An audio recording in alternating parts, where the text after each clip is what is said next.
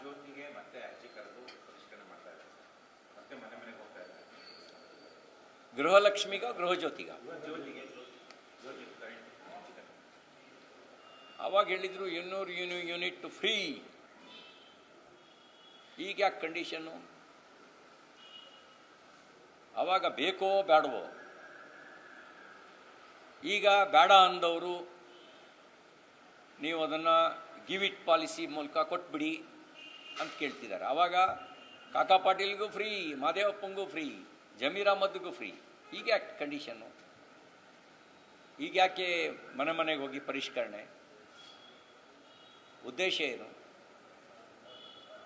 ಹೇಳಿ, ನಮ್ಮ ಆರ್ಥಿಕ ಸ್ಥಿತಿ ಕಂಗೆಟ್ಟಿದ್ದೀವಿ, ಕೊಡೋಕ್ಕಾಗ್ತಾ ಇಲ್ಲ ಅಂತ ಹೇಳಿ. ಮತ್ತು ನಮಗೆ ಸರ್ಕಾರದ ಮೌನ ಅರ್ಥ ಆಗ್ತಿಲ್ಲ. ಗೃಹಲಕ್ಷ್ಮಿ CAG ಹೇಳಿದೆ, ನಕಲಿ ಖಾತೆಗಳಿಗೆ ಹಣ ಹೋಗಿದೆ, ಒಂದೇ ಖಾತೆಗೆ ಹಣ ಹೋಗಿದೆ,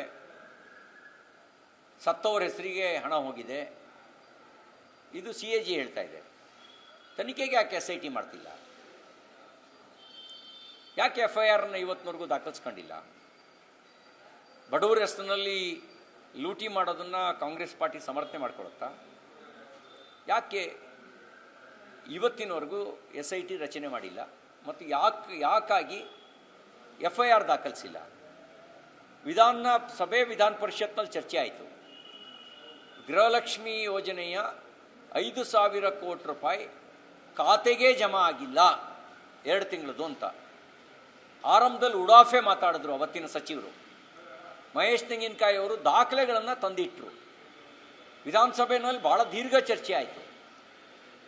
ಸುರೇಶ್ ಕುಮಾರ್ ಅವರು ಹೈದರಾಲಿ ಲೆಕ್ಕದ ವಿವರವನ್ನು ಸದನದ ಮುಂದಿಟ್ಟರು. ಹೈದರಾಲಿ ಹೇಗೆ ತನ್ನ ಸೈನಿಕರಿಗೆ ಸಂಬಳ ಕೊಡಬೇಕಾದ್ರೆ ದಿನ ಮುಂದೂಡ್ತಾ ತಿಂಗಳ ಸಂಬಳನೇ, ವರ್ಷದ ಕೊನೆಗೆ 1-2 ತಿಂಗಳ ಸಂಬಳವನ್ನೇ ಹೇಗೆ ಎಗರಿಸ್ತಾ ಇದ್ದ ಅನ್ನೋದನ್ನು ಹೇಳಿದರು. ನೀವು ಅದೇ ರೀತಿ ಮಾಡಿದ್ದೀರಾ ಅಂತ ಹೇಳಿದರು. ಎಲ್ಲೋಯ್ತು ಹಣ? ಆ ಹಣ ಎಲ್ಲಿ ಹೋಯಿತು? ಇದ್ರ ತನಿಖೆಗೆ ಯಾಕೆ ಆದೇಶ ಮಾಡಿಲ್ಲ? ಈಗ CAG ವರದಿ ಮತ್ತು ಅವತ್ತು ಸರ್ಕಾರ ನಿರುತ್ತರವಾಗಿದ್ದನ್ನು ನೋಡಿದಾಗ ಯಾಕೋ ಒಂದು ದೊಡ್ಡ ಷಡ್ಯಂತ್ರನೇ ಮಾಡ್ದಂಗಿದೆ. ಬಡವರ ಹೆಸರಿನಲ್ಲೇ ಲೂಟಿ ಮಾಡಿರುವಂಥ ಸಾಧ್ಯತೆಗಳಿದ್ದಾವೆ.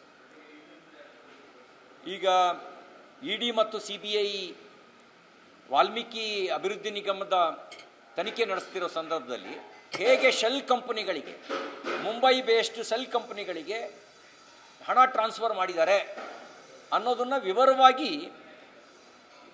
ವರದಿ ಮಾಡಿದೆ.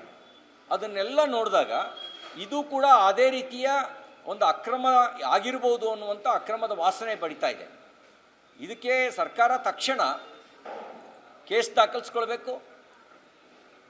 CAG ವರದಿ ಆಧಾರದಲ್ಲೇ ಕೇಸ್ ದಾಖಲಿಸ್ಕೊಳ್ಬೇಕು ಮತ್ತು ವಿಶೇಷ ತನಿಖೆಗೆ ಒಂದು ತಂಡವನ್ನು ನಿಯುಕ್ತಿ ಮಾಡಬೇಕು ಅಂತ ಆಗ್ರಹಿಸ್ತೇನೆ.